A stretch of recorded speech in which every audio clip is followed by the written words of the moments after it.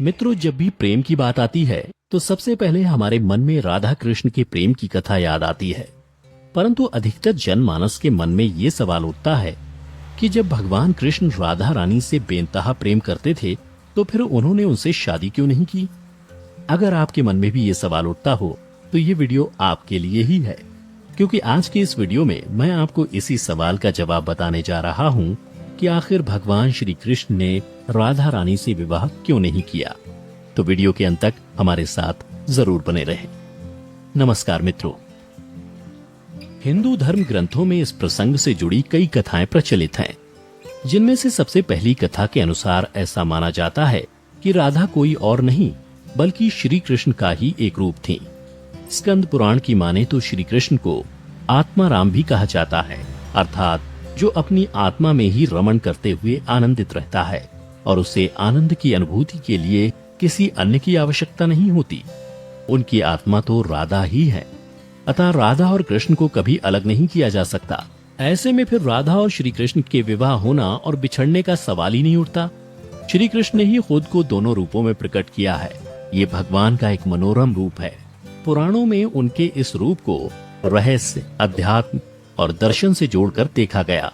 वहीं ब्रह्म वैवर्त पुराण में वर्णित कथा के अनुसार श्री कृष्ण के साथ राधा गोलोक में रहती थी। एक बार उनकी अनुपस्थिति में श्री कृष्ण अपनी दूसरी पत्नी विरजा के साथ घूम रहे थे। तभी राधा आ गई। वे विरजा पर नाराज होकर वहां से चली गई। श्री कृष्ण के सेवक और मित्र श्रीदामा को राधा का यह व्यवहार ठीक नहीं लगा और वे राधा को भला बुरा कहने लगी। राधा ने क्रोधित होकर श्रीदामा को अगले जन्म में शंखचूड़ नामक राक्षस बनने का श्राप दिया। इस पर श्रीदामा ने भी उनको पृथ्वी लोक पर मनुष्य रूप में जन्म लेकर 100 वर्ष तक कृष्ण विछोह का श्राप दे दिया।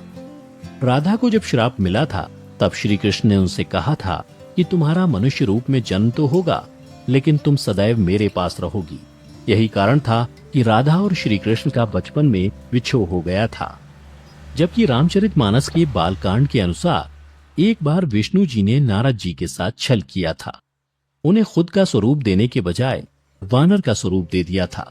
इस कारण वे लक्ष्मी जी के स्वयंवर में हंसी का पात्र बन गए और उनके मन में लक्ष्मी जी से विवाह करने की अभिलाषा ही रह गई थी। नारद जी को जब इस छल का पता चला तो वे क्रोधित होकर वैकुंठ पहुंचे और भगवान को बहुत भला बुरा कहा और उन्हें पत्नी वियोग का श्राप दे दिया। नारद जी के श्राप की वजह से रामावतार में भगवान रामचंद्र जी को सीता का वियोग सहना पड़ा था और कृष्णावतार में देवी राधा का।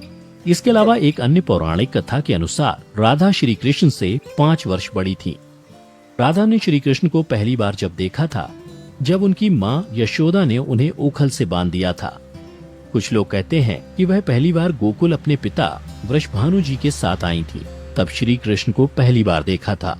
जबकि कुछ विद्वानों की माने तो कृष्ण और राधा की पहली मुलाकात संकेत तीर्थ पर हुई थी। जो भी हो, लेकिन जब राधा ने कृष्ण को देखा तो वह उनके प्रेम में पागल जैसी हो गई थी और कृष्ण भी उन्हें देखकर मोहित हो गए थे और फिर दोनों में प्रेम हो गया था। ऐसा माना जाता है कि तभी से राधा श्री कृष्ण की मुरली सुनकर बावरी होकर नाचने लगती थी और वह उनसे मिलने के लिए बाहर निकल जाती थी। जब गांव में कृष्ण और राधा के प्रेम की चर्चा चल पड़ी तो राधा के समाज के लोगों ने उसका घर से बाहर निकलना बंद करवा दिया। जिसके बाद एक दिन श्री कृष्ण ने अपनी माता यशोदा से कहा कि माता, मैं राधा से विवाह करना चाहता हूँ। यह सुनकर यशोदा मैया ने कहा कि राधा तुम्हारे लिए ठीक लड़की नहीं है। पहला तो यह है कि वह तुमसे 12 साल बड़ी है और दूसरा यह है कि उसकी मंगनी रायाण के साथ पहले से ही हो चुकी है और वह कंस की सेना में है जो अभी युद्ध लड़ने गया है। जब आएगा तो राधा का उससे विवाह हो जाएगा, इसलिए उससे तुम्हारा विवाह नहीं हो सकता। हम तुम्हारे लिए दूसरी कन्या ढूंढेंगे। लेकिन कृष्ण जिद करने लगे। तब यशोदा ने नंद से कहा। कृष्ण ने नंद की भी बात नहीं मानी। तब नंद बाबा कृष्ण को गर्ग ऋषि के पास ले गए।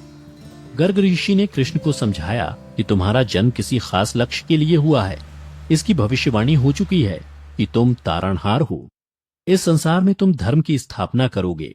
तुम्हें इस ग्वालन से विवाह नहीं करना चाहिए। तुम्हारा एक खास लक्ष्य है। तब श्री कृष्ण कहते हैं कि मुझे नहीं बनना तारणहार। मैं तो अपनी गायों, ग्वालनों और इन नदी पहाड़ों के बीच ही रहकर प्रसन्न और आनंदित हूँ। और यदि मुझे धर्म की स्थापना करनी है तो क्या मैं इस अधर्म के साथ शुरुआत करूं कि जो मुझे चाहती है और जिसे मैं प्रेम करता हूं उसे छोड़ दूं?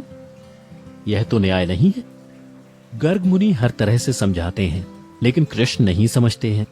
तब गर्ग मुनि उन्हें एकांत में यह रहस्य बता देते हैं कि तुम यशोदा और नंद के पुत्र नहीं, देवकी और वासुदेव के पुत्र हो, और तुम्हारे माता पिता को कंस ने कारागार में डाल रखा है। यह सुनकर श्री कृष्ण कुछ भी कहने की स्थिति में नहीं रहे और फिर उन्होंने कहा, कृपया मेरे बारे में कुछ और बताइए। तब गर्ग मुनि ने कहा कि नारद ने तुम्हें पहचान लिया है और तुमने अपने सभी गुणों को प्रकट कर दिया है। तुम्हारे जो लक्षण इस ओर संकेत करते हैं कि तुम ही वह महापुरुष हो जिसके बारे में ऋषि मुनि चर्चा करते हुए आ रहे हैं। यह सुनकर श्री कृष्ण चुपचाप उठे और गोवर्धन पर्वत की सबसे ऊंची चोटी पर जाकर अकेले आकाश को देखने लगे। बस वे वहीं दिन भर रहे और सूर्यास्त के समय ज्ञान को उपलब्ध हो गए। वहीं से उनकी दशा और दिशा बदल गई। फिर उसके बाद श्री कृष्ण कंस के बुलावे पर वृंदावन छोड़कर मथुरा चले गए और इधर राधा का विवाह यशोदा के भाई प्रयाण से हो गया। मित्रों, इसलिए भगवान कृष्ण ने कहा कि राधा तो मेरी आत्मा है, भले ऐसे में मैं उससे विवाह करूं या ना करूं, इससे क्या फर्क पड़ता है। विवाह के बाद भी राधा का ना तो मेरे प्रति स्नेह कम हुआ और ना ही मेरा राधा के प्रति। इसलिए मित्रों, अगर आप भी किसी से प्रेम करते हैं और आपकी उससे शादी नहीं होती है तो निराश ना हो, बल्कि उसके प्रेम को अपने मन में हमेशा के लिए याद रखें, जैसा कि श्री कृष्ण ने किया था। तो मित्रों, उम्मीद करता हूँ कि आपको श्री कृष्ण और राधा की ये प्रेम कथा पसंद आई होगी। अगर पसंद आई हो तो इसे ज्यादा से ज्यादा लाइक करें और अपने दोस्तों के साथ शेयर भी अवश्य करें। फिलहाल आज की वीडियो में इतना ही। अब हमें इजाजत दें। आपका बहुत बहुत शुक्रिया।